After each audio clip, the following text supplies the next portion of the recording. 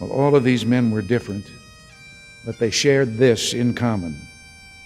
They loved America very much. There was nothing they wouldn't do for it, and they loved with the sureness of the young. It's hard not to think of the young in a place like this, for it's the young who do the fighting and dying when a peace fails and a war begins.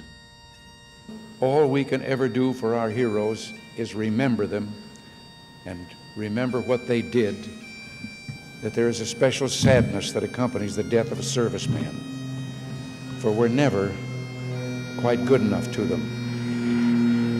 Not really, we can't be, because what they gave us is beyond our powers to repay.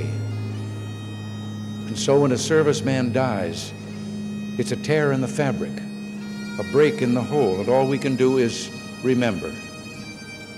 We see these soldiers in our mind as old and wise. We see them as something like the founding fathers, grave and gray-haired. But most of them were boys when they died, and they gave up two lives, the one they were living and the one they would have lived.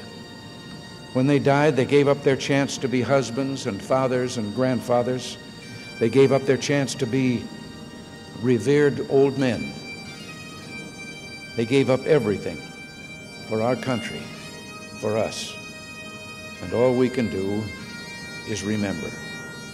There's always someone who is remembering for us.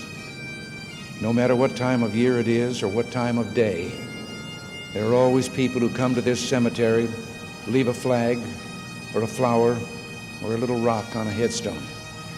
And they stop and bow their heads and communicate what they wished to communicate. Please don't forget. Let us be true and meet that promise.